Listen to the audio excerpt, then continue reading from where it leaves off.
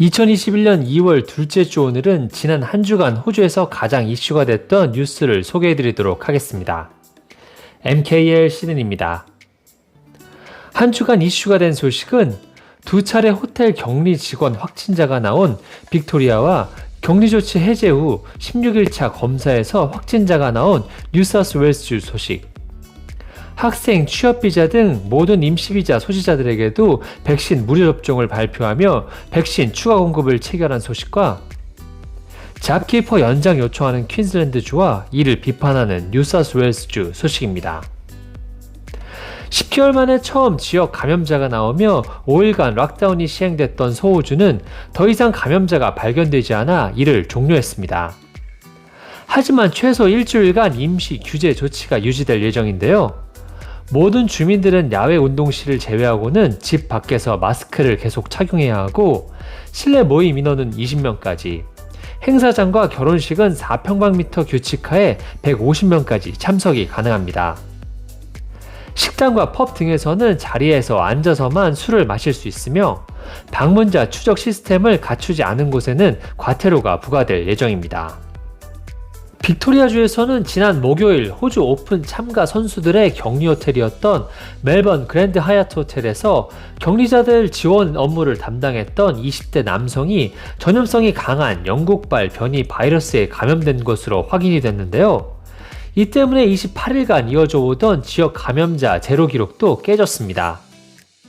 일부 선수들이 단기 자가 격리에 돌입해야 하며 호주 오픈 전초전인 ATP 대회와 WTA 테니스 대회 5경기가 취소되기도 하는 등 호주 오픈 대회 준비 일정에도 일부 차질이 빚어지고 있습니다. 다행스럽게도 확진자 남성과 오랜 시간을 보낸 근접 접촉자 17명이 모두 음성 판정을 받는 등 지역 감염으로 번지지는 않고 있는데요. 빅토리아 정부는 규제를 다시 강화하여 실내 공공장소에서 마스크 착용을 다시 의무화하고 자택에 모일 수 있는 인원도 15명으로 줄입니다. 또한 오늘로 예정됐던 직장인 75% 복귀 가능 적용 계획도 일시 정지됩니다. 한편 어제 저녁 빅토리아주는 또 다른 호텔 격리 프로그램 직원이 코로나 확진 판단을 받았다고 밝혔습니다. 공항 홀리데이 인에 근무하는 직원으로 목요일 테스트에서는 음성 판정을 받았고 증상이 나타나기 전 일요일에 근무를 했었습니다.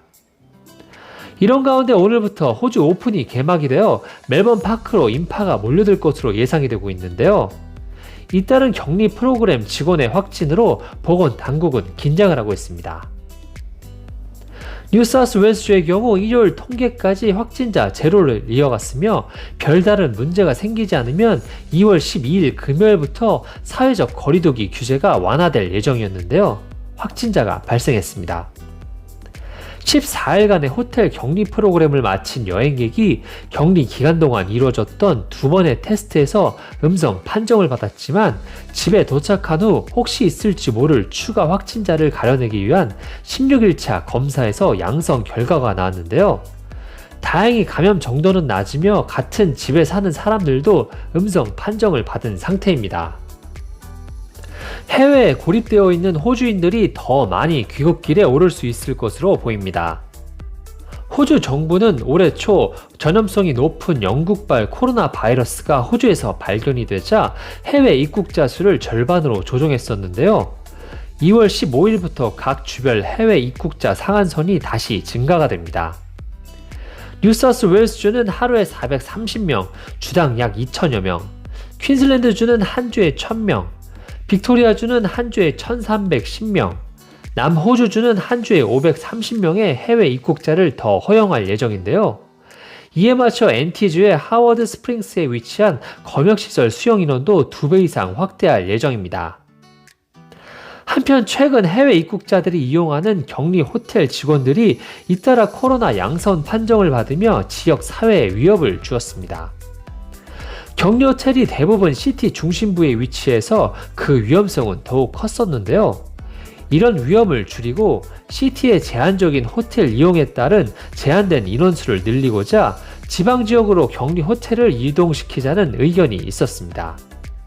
하지만 관리 인원 이동 및 격리자 수송 등의 문제로 인해 호텔 격리 프로그램은 지금같이 계속 유지될 전망입니다.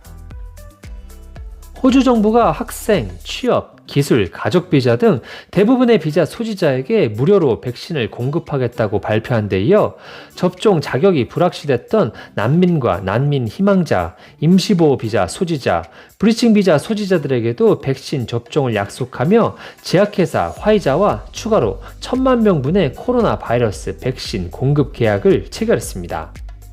단 관광비자로 호주에 오거나 호주를 경유하는 사람들은 백신 접종 대상자에 포함되지 않습니다.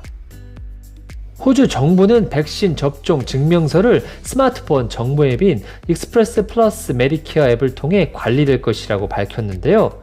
백신 접종 기록이 저장이 되고 디지털 증명서로 이용할 수 있고 원한다면 출력도 가능합니다. 호주를 방문하는 외국 관광객들에게 해당 증명서를 요구할 가능성이 매우 높으며 각 주에서도 활용도가 결정될 예정인데요. 뉴사우스웨일스주의 경우 술집, 카페, 레스토랑에 들어가기 위해 이 백신 접종서를 제시하는 방안을 고려 중이라고 밝혔습니다. 연방 재무장관이 지난해 코로나로 인해 실직한 호주인의 90%가 직장에 복귀하고 실업률이 6.6%까지 떨어졌다고 밝혔습니다. 예상보다 훨씬 좋은 결과이지만 2021년 3월 분기 실업률은 좀 더 지켜봐야 한다고 말하며 전망치 7.5%를 수정하지 않을 것이라고 밝혔습니다. 한편 코로나 정부 지원금인 일자리 지키기, 잡키퍼 보조금이 3월에 종료가 되는데요. 이로 인해 실업률이 다시 상승할 것이라는 우려의 목소리가 나오고 있습니다. 이와 관련해 잡키퍼 프로그램을 연장해야 한다는 주장도 나오고 있는데요. 특히 퀸즐랜드주에서 강하게 요청을 하고 있습니다.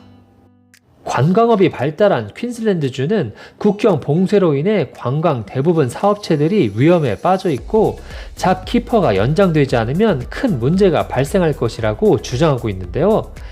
이와 관련해 연방 정부는 더 이상 잡키퍼 연장은 없을 것이라고 못 박았습니다. 이미 연방정부가 279억 달러를 지원하며 퀸즐랜드 주정부가 지원한 88억 달러에 비해 3배나 많은 지원을 했다고 밝혔는데요. 이보다는 퀸즐랜드주가 그동안 시행한 강경한 주경계 봉쇄 조치로 인한 경기 침체가 비난받아야 한다고 밝혔습니다. 계속해서 주 경계와 관련해서 대립했던 뉴사우스웨일스주 주총리도 지금같이 퀸즐랜드주 주총리가 하는 불평을 방지하기 위해 주 경계 개방을 계속 주장했다며 이제 와서 잡키퍼 연장을 요청하는 퀸즐랜드 주총리를 강하게 비판했습니다. 오늘은 두 차례 호텔 격리 직원 확진자가 나온 빅토리아주 소식과 격리 조치 해제 후 16일차 검사에서 확진자가 나온 뉴사우스웨일스주 소식, 학생, 취업비자 등 임시비자 소지자들에게도 백신 무료 접종을 발표하며 백신 추가 공급을 체결한 소식과 잡키퍼 연장 요청을 하는 퀸즐랜드주와 이를 비판하는 뉴사우스웨일스주 소식을 전해드렸습니다. 이번 주 호주 주간 뉴스는 여기까지고 다음 주에 좀 더 알찬 소식으로 찾아뵙겠습니다.